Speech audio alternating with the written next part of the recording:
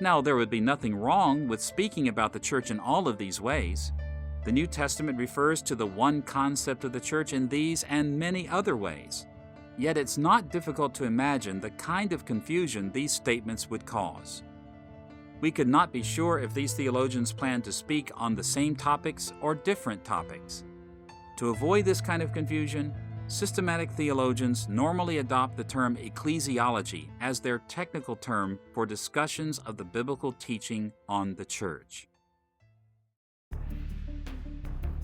Simply put, confusion arises because many biblical terms refer to the same concept. But this confusion can be eliminated when theologians use technical terms to make their meanings clear. Systematic theologians also form technical terms to avoid the confusion that's created by the fact that a single word or phrase can mean many different things in Scripture. So, in order to communicate clearly, systematicians develop very specific and often artificially narrow definitions for technical terms. Take, for example, the ways we use the terms justification and sanctification in systematic theology. In the Reformation, Protestants developed a way of describing the ordo salutis, the order in which salvation is applied to individuals, in contrast with Roman Catholic theology. In Protestant technical vocabulary, justification is the initial declaration of righteousness when God imputes the righteousness of Christ to an individual.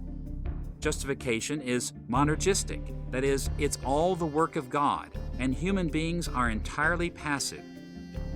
Sanctification, however, is defined in the Protestant Ordo Salutis as the ongoing process of pursuing holiness that follows justification.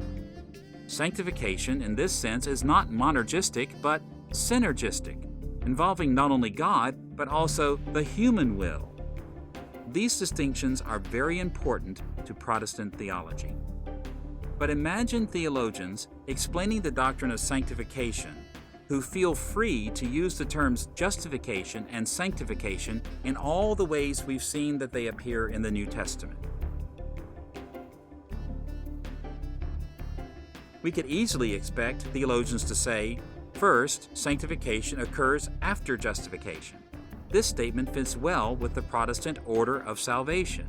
But such theologians who are not concerned with maintaining the technical vocabulary of Protestantism might also say, second, sanctification occurs simultaneously with justification. They could say this because the New Testament uses the term sanctification to refer to the initial holiness that is given to a person when that person is justified. And theologians not concerned with Protestant technical vocabulary might also say, third, sanctification occurs without justification. They could say this because the New Testament speaks of the sanctification of children and unbelieving spouses of believers. All of these statements are biblical in the sense that they use the words in ways that the Bible uses them. But it's not difficult to see how confusing these statements could be. If we were to hear a theologian making all of these statements one after another without extensive explanations, questions would naturally arise. Which proposition is true? They can't all be true. At first blush, we would tend to say that these propositions contradict each other. Later in this lesson, we'll see in more detail how systematic theologians deal with this kind of problem. At this point, it will suffice to say that systematic theologians try to avoid this kind of confusion by developing specialized or technical vocabulary as they discuss matters like sanctification and justification. They define these terms in limited ways that restrict the formulations they make. Now that we've seen the need for technical terms in systematics, we should turn our attention to the place that technical terms have in systematic theology. In a word, technical terms form the basic building blocks of a systematic theology. In a prior lesson, we saw that Protestant systematic theology follows the patterns of medieval scholasticism, which greatly benefited from Aristotelian logic. In this regard, systematics proceeds in 4 major steps. First, it develops precise definitions for terms. Second, it uses these terms to formulate propositions. Third, it uses these propositions in syllogisms to create doctrinal statements.